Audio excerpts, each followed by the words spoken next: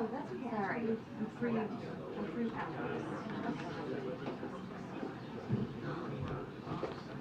Good afternoon, everybody.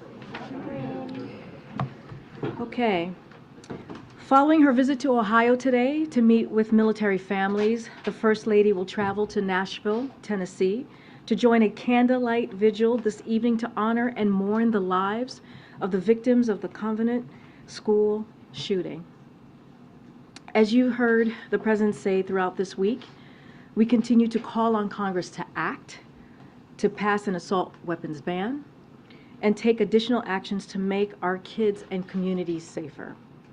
Today we have really important news to share on a different note from the FDA, which has approved Narcan, a form of naloxone, for over-the-counter use. This is news that will literally save lives. Naloxone can reverse overdoses caused by opioids like fentanyl. It is a critical tool that has saved thousands of lives, and now the FDA is making this life-saving medicine more accessible to more people across the country. This historic actions President Biden has taken to tackle the opioid epidemic have resulted in a decrease or flattening in overdose deaths for 7 months in a row. And the President is surging our efforts to continue this trend. In his budget, he has called on Congress to significantly increase funding to protect our communities from drug traffickers and get people the care that they need. Our work is not over, and we will stay focused on actions that we know will save lives. But today's action is a very important step forward. Also, on the Vice President's trip to Africa, I have a few updates for all of you on the Vice President on that trip. She is going, as you know, she just finished up in Ghana. Tanzania is next, and Zambia is also this week as part of her 6-7 day trip. The Vice President is now en route to Tanzania after completing a productive visit to Ghana. In Ghana, she met with President Akufo-Addo and laid out a number of areas where our partnership has been strengthened, from security in the Sahel to economic growth. President Akufo-Addo hosted the Vice President at a state banquet, which a number of prominent members of the African diaspora attended, including actors, artists, academics, and activists, in recognition of the long-standing ties between our people. Vice President Harris met today with women entrepreneurs and announced nearly $1 billion to support the empowerment of women in Africa. The investments will help digitize women-owned businesses, provide access to capital, healthcare, and education, and combat gender-based violence. The Vice President also announced a new fund, the Women in the Digital Economy Fund, alongside Bill and Melinda Gates Foundation, which will help close the global digital gender divide. Yesterday, the Vice President underscored to 8,000 young Ghanaians the importance of investing in innovation and entrepreneurship across Africa to unlock growth and opportunities for the entire world. She also visited Cape Coast Castle and gave remarks on the brutality and legacy of the transatlantic slave trade and the importance of remembering teaching this history. And now my colleague John Kirby is here to share more about the Summit of Democracy, and also, as you know, there is going to be a bilat this afternoon with the President of Argentina. And with that, Admiral, the floor is yours, or the podium. Good afternoon, everybody. Hi. You never know what you're going to get when you say that, right? As I'm sure you all saw, the President just addressed the Summit for Democracy. In the last 15 months, we've demonstrated here in the United States that our democracy can still do big things. And as the President said, around the world, we're seeing concrete indicators that we are beginning to turn the tide here, and democracy is on its front foot. Today, the President announced the United States is making another significant investment in promoting democracies abroad, up to $690 million in additional funding for the presidential initiative to expand new and existing programs and policies that support free and independent media, help combat corruption, bolster democratic reformers and human rights activists, defend free and fair elections, and ensure that technology works for and not against democratic societies. The United States is also making a series of announcements this week about how technology can work for, not against democracy, an agenda for advancing technology for democracy at home and abroad. And the events tomorrow will spotlight that effort, and I'm sure you'll see that. Lastly, of course, we are also pleased to pass the baton to the Republic of Korea for the next summit. Now, Karine mentioned briefly that the President looking forward to meeting with President Fernandez of Argentina here at the White House later this afternoon. In fact, in just a little bit, about an hour. Argentina is a key partner of the United States in our hemisphere, and in light of the second summit for democracy taking place, and given recent events, of course, in the region, the two leaders will highlight the importance of upholding and protecting democratic values in the region and around the world. We'll certainly have a readout of that bilat when it's over. And then, as you also know, this week, Taiwan President Tsai Ing-wen begins transiting the United States today. This transit is consistent with our long-standing, unofficial relationship with Taiwan, and it is consistent with the United States' One China policy, which remains unchanged. It is Taiwan's decision to make these transits based on their own travel. Transits are not visits, they are private, and they're unofficial. I would also remind everyone that this is not new. Every Taiwan president has transited the United States. President Tsai Ing-wen herself has transited the U.S. 6 times since taking office in 2016, each time without incident. In all previous transits, she met with members of Congress as well as state and local officials and had public appearances. She has also transited through both New York and Los Angeles before, not uncommon. The People's Republic of China should not use this transit as a pretext to step up any aggressive activity around the Taiwan Strait. The United States and China have differences when it comes to Taiwan, but we have managed those differences for more than 40 years. President Biden and this administration has been keeping the lines of communication open with Beijing. We want to see that continue on this issue and other issues across the board, and we'll continue to strive to do that. With that, we can take the questions.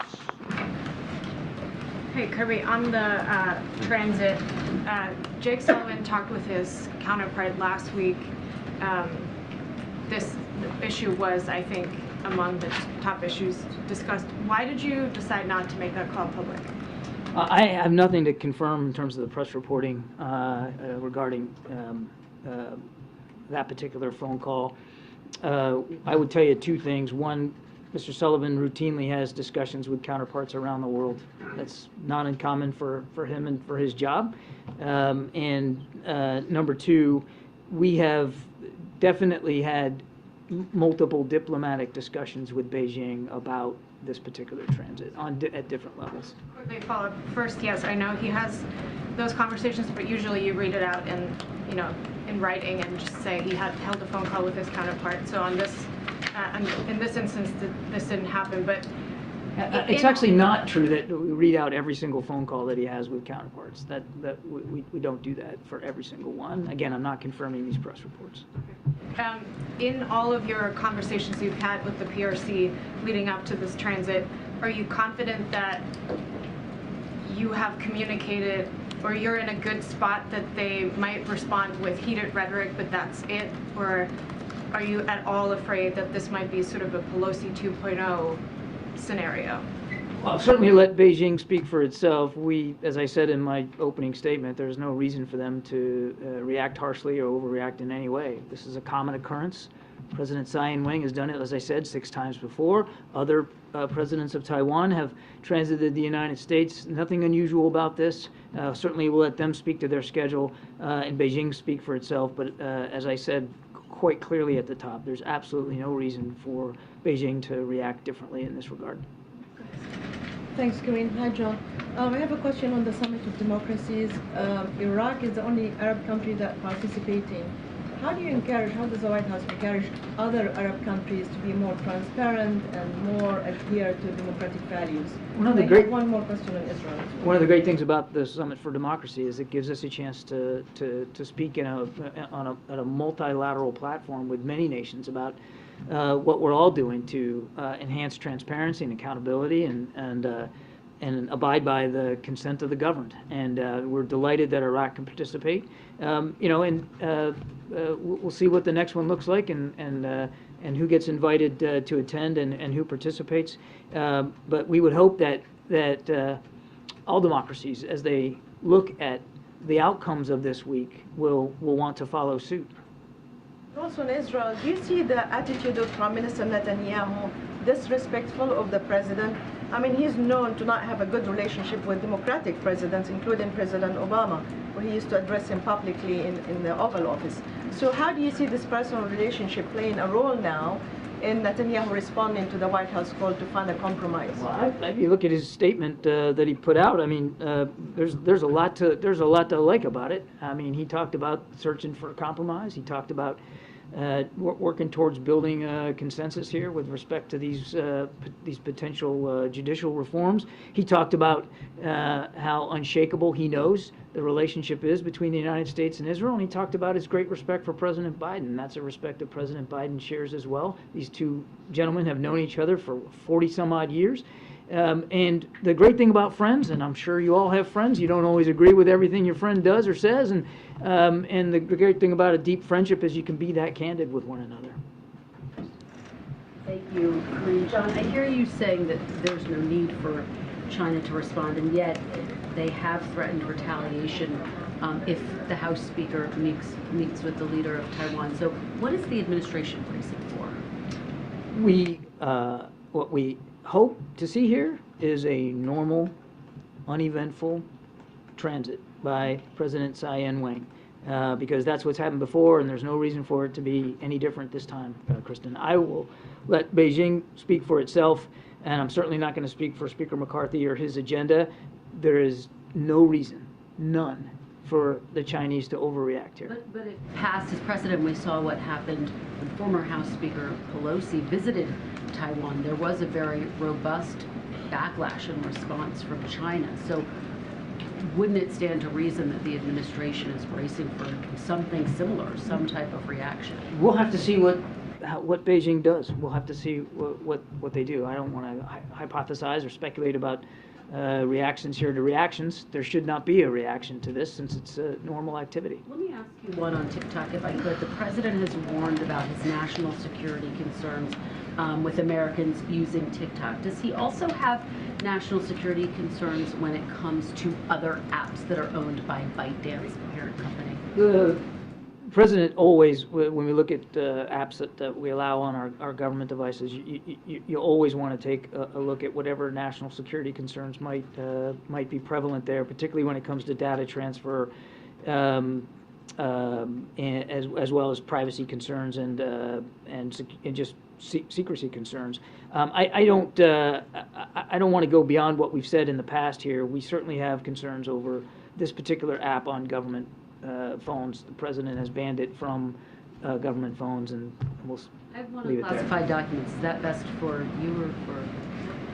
I can take it up in a second. I'll take it when you come down. Thanks.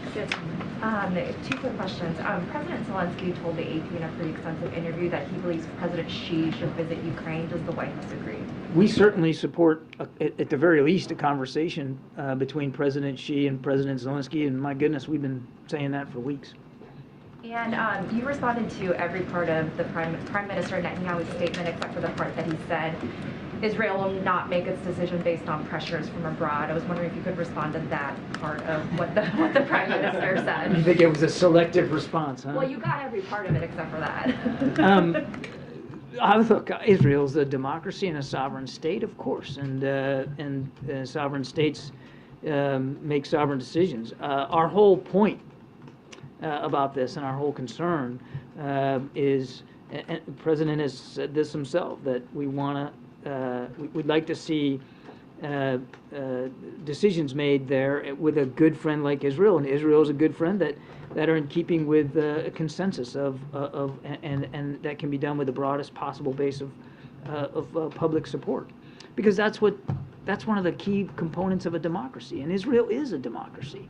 And it's one of the great things that we share, our two countries share, are some basic fundamental democratic institutions and principles. And one of them is, again, the broadest possible base of public support for major changes like this, changes which affect the system of checks and balances. Thanks.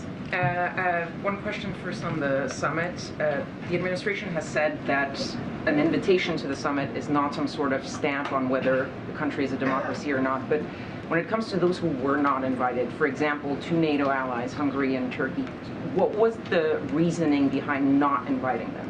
Yeah, I think I addressed this a little bit yesterday. The are two NATO allies, and we value that their participation in the alliance, of course, and that's important. That again, decisions about invitations, as you rightly said, we've said it's not some sort of mark of approval or disapproval, but it's based on a lot of things, particularly progress towards basic human and civil rights and freedom of the press, free assembly, peaceful assembly, those kinds of commitments. I mean, we look at a lot of factors here when we put together the invite list. If I could, another one on Argentina.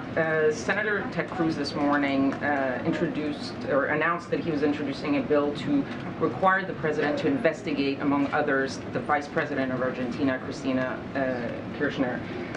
Is this something that the administration is considering, since you've done this with other South American leaders in the past, just recently with Paraguay's vice president earlier this year? I've not seen that report, and I've not seen the comments made by Senator Cruz, so I'm not going to get ahead of where we are right now.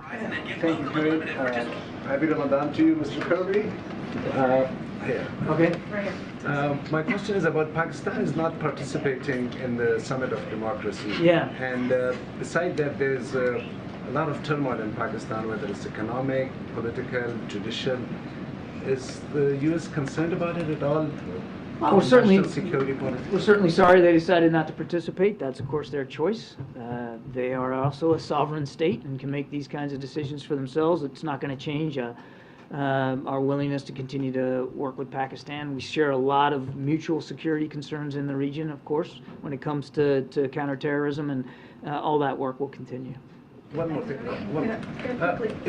Is it true that Pakistan is providing some weapons to Ukraine, or no? You'd have to talk to Pakistani leaders.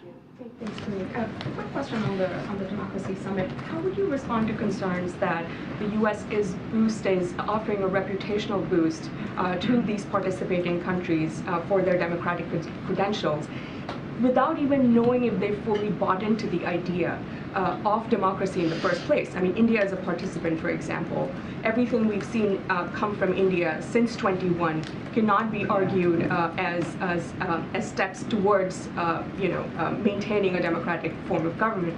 How would you respond to some of those criticisms that have started to come? It's not a popularity contest. That's not why we do this. It's not about building somebody's reputation or not. It's about having meaningful discussions about the power of democracy and how democracies can be strengthened, deepened, and how they can grow in for themselves and grow as a multilateral collection of like-minded nations. And there's a lot to discuss on the agenda with that regard.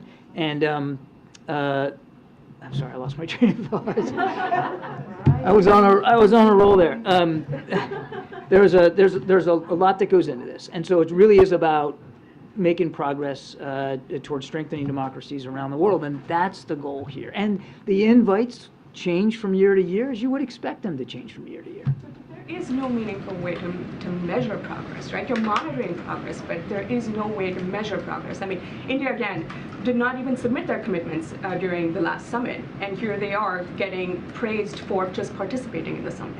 Again, this is the Summit for Democracy is really all about rolling up sleeves and doing the hard work. And if you, back to the comments that were a little earlier about Israel, if you agree with another democracy on every single issue, then why do you need a summit? I mean, the summits are valuable because democracies around the world are facing unique challenges, and sometimes they don't get the answers to those challenges perfect every single time. That's why you do these things, so you can have those kinds of discussions, and you can work to improve their democracy and the idea of democracy around the world. It's very much a working summit. We have to move on. Go ahead. Thanks, Kirby. Just two quick ones. First on Israel, just for clarity in terms of the president's remarks yesterday. You have been consistent about urging the Israeli government to find a compromise as quickly as possible. Yeah. The president also said yesterday he hopes that the Prime Minister walks away from it. in terms of the proposal that's been put on the table? Are those the same thing? I'm trying to see if there's a divergence, walking away just and generally taking it off the table? No, they're completely consistent. We obviously urge Israeli leaders to come up with a compromise as soon as possible, and the president's comments yesterday about walking away from it are perfectly consistent with finding a compromise that that again preserves checks and balances in Israel. And then, in terms of potential conversation between Presidents Biden and Xi, I know we've been going back and forth about this for the last several weeks. I think the concern at this point is that there are, in the months ahead, a series of potential irritants, whether perceived or real, that are only going to make it more unlikely. Do you still feel like it's something that can happen on the near term, or is this something that's pushed off indefinitely? I would not agree with your assumption that things will make it more unlikely or less likely. The president still wants to keep those lines of communication open, Phil, and he has said himself that he looks forward to having another conversation with President Xi, and that will happen. It will happen at the appropriate time, and of course, when it does, we'll let you all know. We'll go to the back. Raquel, in the back. Thank you very much, Karine and John. Two questions. One, is the White House ready to sit down with Maduro's government to try to solve the political crisis in Venezuela, as the State Department suggested today? We're interested certainly in having continued discussions here, but I'm not aware of any formal meeting.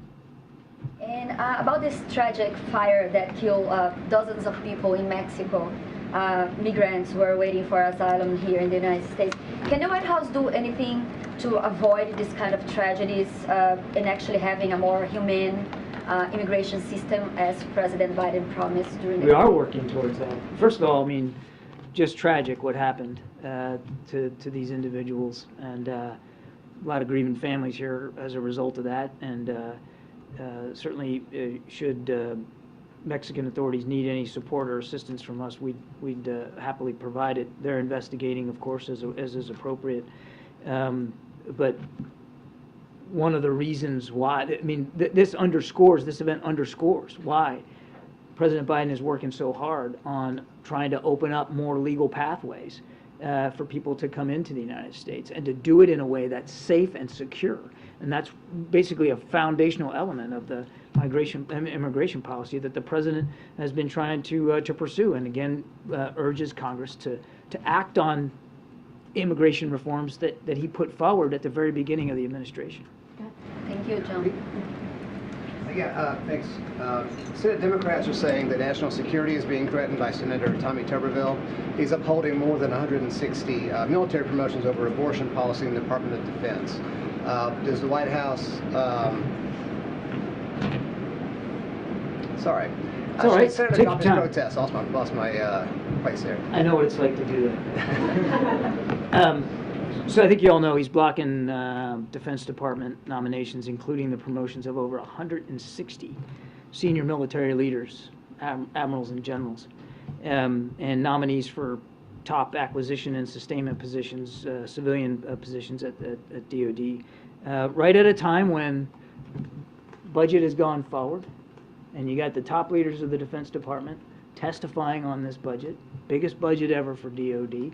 And at a time when we are still trying to support Ukraine, while we're still facing challenges in the Indo-Pacific, a wide range of challenges. It's not just all about China. I mean, look at what North Korea has done in recent days. And when you hold these promotions up, there is, as Secretary Austin said, a real ripple effect downstream, because now people can't move on to the next job. And they can't leave the one that they're in, and they can't assume these new jobs of responsibility. And it absolutely, if it goes on too long, it could absolutely have an effect on U.S. military readiness around the world. We noticed that there were some Senate Republicans yesterday who urged Senator Tuberville to drop these blocks themselves, and we certainly welcome that and agree with them. I've got one other on Ukraine. 3 inspectors general overseeing U.S. aid to Ukraine have received 189 complaints of alleged misconduct as of the beginning of March. They said that they don't see any evidence of diversion so far, but in any case, are you aware of those reports, and are you concerned about Sorry, them? the reports of, I missed the first part of your question. 189 complaints of alleged misconduct. I'm not aware of those specific reports. We haven't seen any evidence that that there's been any egregious misconduct when it comes to managing the security assistance that's gone into Ukraine. I would note that the Ukrainian officials also share our concerns about making sure there's proper accountability and transparency of things getting in and moving around the battlefield. We have welcomed congressional oversight of this, as well as their calls for, for additional work. In fact, we've stood up now 3, I think, inspectors general at DOD to help manage accountability oversight. We think all that's a good thing, and we're going to keep working at it. It is important to remember, I would add just one last point. It is a war, and we all want to have as much oversight and accountability as possible. Of course we do. It's taxpayer-funded equipment and systems that are going to Ukraine, but it is a war. And real people are fighting, and real people are dying. And in battle, you can't predict every single, the perfect secure movement of every single item that every single soldier takes into the fight with him or her. Thank you, Karine. I have a press freedom follow-up on the President's democracy remarks, and then I'd like to ask you about fentanyl in China. On press freedom, the journalist Matt Taibbi this week said that the IRS visited his home on the same day as he testified to a House Select Subcommittee on the alleged weaponization of government. Taibbi worked on the Twitter Files project that revealed government cooperation with Twitter to censor disfavored speech. President Biden said just now at the pro-democracy gathering that we should have, quote, be better protecting activists and journalists from cyber threats, harassment, and abuse. There, of course, been domestic issues with the U.S. treatment of journalists, as a colleague in our 6th row could attest. But I was wondering if you could respond to this Taibbi visit by the IRS and say whether this is part of a campaign to harass or intimidate him related to his journalism. I'm afraid I'm going to have to refer you to the IRS. Regarding China and fentanyl, Congressman Mike Garcia today called for the U.S. to, quote, put a finger on the chest of China to address the root of the crisis. President Biden talked about fentanyl in Canada recently. He didn't mention that it's coming mostly from China. This has been kind of a recurring feature, including at the State of the Union.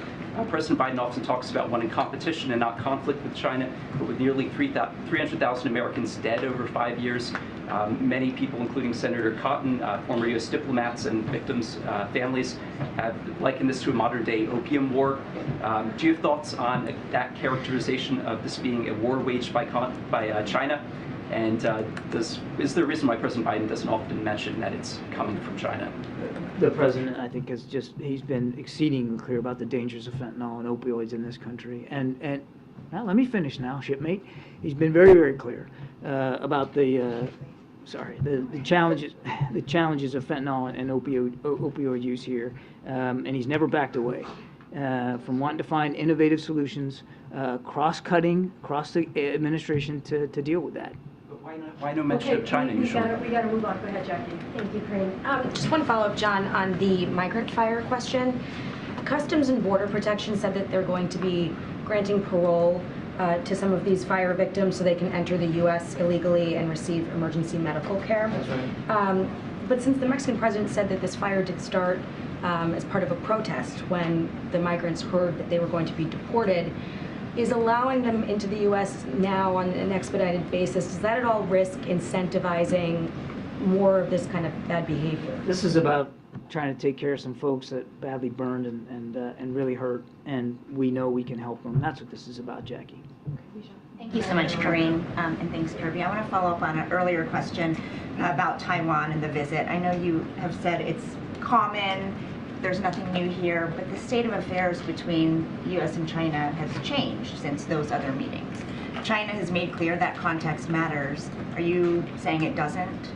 What I'm saying is that there is no reason for China to react any differently towards this transit as they haven't reacted in the past. We're certainly mindful that the relationship between the United States and China could be in a better place. We know that. I mean, in the wake of the spy balloon flying over the country and other things, and the president's committed to keeping those lines of communication open.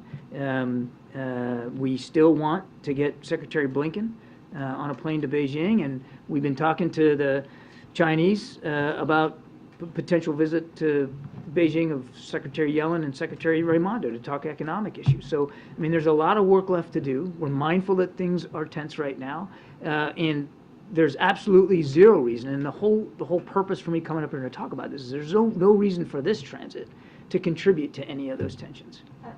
But given what China has said about potential retaliation, has anyone from the White House spoken with Speaker McCarthy about the potential implications of his meeting? We leave Speaker McCarthy to talk to his schedule, his agenda, and what he intends to do or not do, particularly in relation to this transit. That's really for his office to address. Okay? Thank you. Thanks, everybody. Thanks, Admiral. Sorry, guys, we're running out of time, and I know some of you we're gonna have to gather at 2:35. Sungmin, you want to kick us off? Yeah, I just had one following up on the letters exchanged yesterday between the Speaker and the President. So obviously Speaker McCarthy had asked for a meeting on the debt limit. The President responded by saying, you know, obviously there's no point in meeting until you produce a budget so I can see what your proposals are. And I'm just curious because the White House has made it pretty clear that they see the debt limit and any conversations on the long-term fiscal outlook as two separate issues. But doesn't that exchange yesterday show they're somehow kind of inextricably tied together, inextricably linked? Look, and the President said this yesterday, I'm going to make sure I quote him right. Basically, he said, I don't know what we're going to meet on if the House Republicans haven't put forth a budget.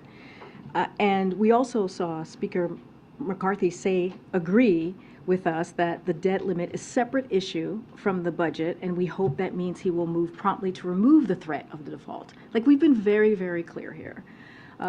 We are happy to have a conversation about the budget. The President put out his budget 3 weeks ago, and 3 weeks before that, he announced to House Republicans, to the American people, that he was going to put a budget on March 9th. It's been about, 6 weeks now? And they have yet to put forth a budget? What did the President say? Don't tell me what you value, show me your budget, and I'll tell you what you value. And so the President has done that. He's put forth a budget for the next fiscal year that laid out how he was going to cut the deficit by $3 trillion over 10 years. And that is showing responsibility, that's showing fiscal responsibility, and yet we have not seen anything from House Republicans. What we have seen and heard are excuses after excuses after excuses, but they should be transparent to the American people. They should lay out what is it that they want to cut. How do they see moving forward in a fiscally responsible way? And so Speaker McCarthy said it himself. It is two separate issues. We are not going to put the full faith and credit of the United States. When you think about the debt limit, it is not negotiable. We've been very clear about that. We should do that without conditions. Republicans and Democrats joined together in the last administration and voted to deal with the debt limit 3 times. 3 times. And so we've been very clear, and we're going to continue to be very clear about it. That should be done without political games. Again, happy to have a conversation about the budget, but it's been about 6 weeks, and nothing has, nothing has come to fruition from that side, except excuses. Go ahead, Steve. Thanks, Karine. I want to ask you a question about guns and get your response to some of the arguments that Republicans are making now about the push to ban semi-automatic weapons. One of the things they're saying is that there are 25 million of these devices out there in circulation in the homes of millions of Americans, and therefore you can't ban them. What's the President's response to that? That's unacceptable. That's our response. It's unacceptable that Republicans are saying that there's nothing that we can do. Our schools, our churches, our places of worship have now become deadly places for many Americans who have lost their lives just this past year. So I asked Republicans, what are you going to say to the families in Nashville at this elementary school who lost their loved ones? 3 kids, 3 adults, 3 9-year-olds. Is that what they're going to say to them, that there's nothing else that we can do? You're going to say that to the Uvalde families, the parents? There's nothing else that we can do? You're going to say that to the people in Buffalo, in that grocery store on a Saturday, doing what many Americans do on a Saturday across the country, that there's nothing that we're going to do? Republicans in Congress need to show some courage. And if they had courage, they would be introducing legislation on on banning assault weapons today. That's what they would be doing today. And we know, and Steve and I know, because we've had this conversation back and forth about assault weapons ban. That has, when there was one legislation that turned into law that the president led on 30 years ago, we know that it saved lives. We know that to be a fact. But yet they refuse to move forward. And yet, guns, as we know, is the leading cause that is killing our kids. And they refuse to show some courage and do anything about it. And that's shameful. I just want to ask a quick follow-up. In the last presidential campaign, one of the Democratic contenders said that what he would do is come for AR-15s. Does the president support not just banning the sale and manufacture of semi-automatic weapons, but further than that, confiscation? Let me just be very clear. What we're talking about, AR-15s, these assault weapons ban, they are weapons of war, and they should not be on the streets across the country, in our communities. They should not be in schools. They should not be in grocery stores. They should not be in churches. That's what the president believes. And he has done more than any other president the first 2 years on an executive order. And as you know, we all know how government works. There's only so much that he can do. And so now it's time for Congress to do the work. And he's happy to sign. Once that happens, he's happy to sign that legislation that says, okay, we're going to remove assault weapons. We're going to have an assault weapons ban. Go ahead, Lucy. Karine, last year, President Biden said ahead of the lame duck session that he would count the votes to see if he could do anything on an assault weapons ban, and we never heard any more on that. Did he count votes or make any outreach at that time? In retrospect, should he have done more during that window? The president has had more executive actions on dealing with gun violence than any other president in history. He has used every tool that he can on the federal level to deal with this epidemic that is killing families and Americans across the country. He has taken action just recently, as you all know, when he was out west, he signed another executive action. So again, he has done everything that we can. The reason that there's no assault weapons ban is not because of this president. It's not because of Democrats in Congress. Republicans in Congress need to look in the mirror. Go ahead. Thanks. Quickly on Nashville, can you update us? The president said he was trying to talk to the victims' families. Has he been able to do that? Are there any more details about when he might visit? So I don't have any details to lay out or preview about any travel for the president. As you know, he's spoken about Nashville a couple of times already. He did a gaggle outside, as you all know, when he landed after coming back from North Carolina. He spoke about it in Durham, North Carolina. He spoke about it on the day of, giving out his condolences and being very clear on what the next steps need to be. Again, assault weapons ban. I just don't have anything else to read out to you. He has spoken to the mayor and to some other elected officials in Nashville, in Tennessee, just to offer up any assistance that we can provide. As you know, there's an investigation currently going on. And let me just, in terms of what we're talking about, what may be able to be done in the wake of this, obviously, as you referenced, past the executive actions, among them calling on the Attorney General to expand background checks to the extent possible. Effectively, does that mean that there will be an attempt to close the gun show loophole? Is that something that the president expects to see? So the universal background check, which is the EO that the president signed just a couple of weeks ago, it comes close as possible to universal background checks as we can be, absent of new federal legislation. Again, the president is doing everything that he can from his perch, using all the tools that he can, but it needs federal legislation. But this directive is enormously significant. The DOJ, they're going to go through the process and figure out how they're going to move forward on this, and they'll have a better purview, so I'm not going to get into details on that. I guess, does the president think that DOJ will ultimately have the authority legally to do this? And that's something legally, the Department of Justice, that is in their purview to figure that out. Again, the president is doing everything that he can. Without legislation, it takes legislation to get this done, using every tools that he has in front of him to do what he can. Let me just ask you quickly. Senator Warner was just talking to my colleague Andrea Mitchell, and Andrea asked if he's had access to the substance of the classified documents from either Mar-a-Lago, from the president, or from former Vice President Pence. And Senator Warner said this is where the Biden administration gets an absolute failing grade. Their position is outrageous.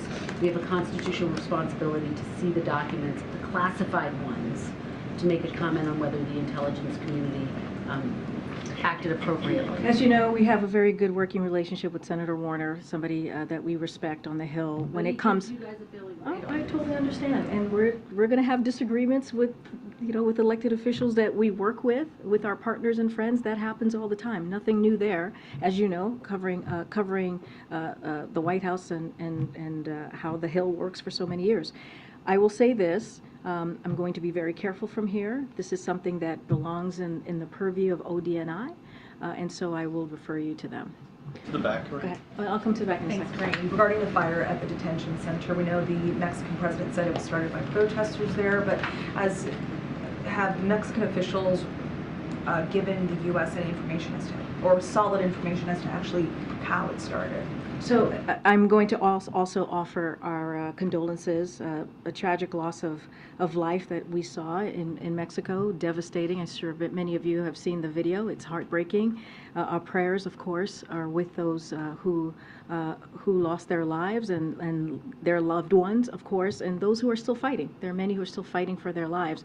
We have been in touch with the Mexican officials on the ground, and they are working very seriously. Obviously, brings who have been injured and individual trying to get them medical assistance right here in the United States.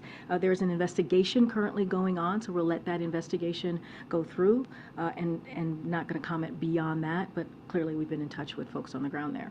Has President Biden spoken with President Lopez Obrador? I don't have a call to read out at this time. And one more regarding the app, the CBP1 app. There are reportedly many issues with that app. We've spoken to organizations that say that are organizations that are helping migrants that say that the app is glitchy and has failed. Are more resources being poured into that app to make it simpler in order for migrants to actually be able to use it and file their claims for So asylum? let me just say that policy that we put into effect, the parolee program that the president put into effect to make sure that there's more legal pathways for migrants and to make sure that we have a system that's a little bit more humane and dealing with a system that needs a lot of work. And again, he is using the tools that he has in front of him without the help of Republicans, to deal with the real issue that we're seeing at the border. But that policy, I do want to say, is indeed working. Unlawful migrants from Venezuela, Nicaragua, Haiti, and Cuba is down by 97%, and is down 71% from El Salvador, Guatemala, and Honduras. So the policies that we have put forward has had an effect. I understand that there's glitches in the app. That is something that we're always looking at, something that we're always want to make sure that we fix and deal with the issues, because we want to make it easier for migrants to apply and to go through this process. But again, the policies are working. We would like to do more if Republicans in Congress didn't get in the way and actually stepped up and helped us deal with a real issue that we're seeing at the border. This has to be the last one. Okay, Great. I just wanted to follow up on that question about the app. Senator Booker sent a letter to DHS earlier this week saying that not only were there glitches, but he called the app discriminatory, and said that there were a lot of privileges in just having a cell phone, being able to use the app, having consistent Wi-Fi and internet service. I was wondering if the White House had a response to that claim, and if there's any plans on continuing this through May when Title 42 lifts. Look, we are always looking for ways to improve. When it comes to the app, of course, we're looking for ways to improve it. And we're aware of the senator's letter. I don't have anything to say beyond what I just laid out. But we do know that this policy is a policy that's working. And we see that in the data, we see that in the numbers, and there's always going to be some glitches in apps, as we've seen in the past, and so we'll continue to deal with those issues as well.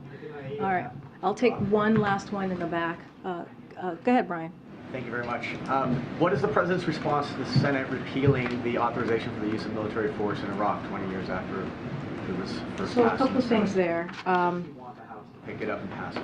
So So as you know, we put out a statement of administration policy. We released that earlier this month. The Biden administration supports the Senate repeal of the 2002 and also the 1991 AUMF. We've long supported the repeal and applaud the Senate for taking action. We urge the House to move quickly as well. Repealing the 2002 and 1991 AUMF would support the President's commitments to continuing a strong relationship with our Iraqi partners and to working with Congress to ensure an outdated authorizations for the use of military force are repealed with a narrow and use of military force are replaced, with a narrow and specific framework that will ensure that we can continue to protect Americans from terrorist threats. So this is something that we support. We know that there's an ongoing military activities that rely solely or primarily on the 2002 AUMF, so no any ongoing military activities that rely on the 1991 AUMF has a domestic legal basis. Their repeal would not impact current military or counterterrorism operations, and as a Commander-in-Chief, as the President has no higher priority than ensuring the safety and security of the American people and defending the nation, and I will leave it there. I'll see you guys tomorrow. Thank you, everybody.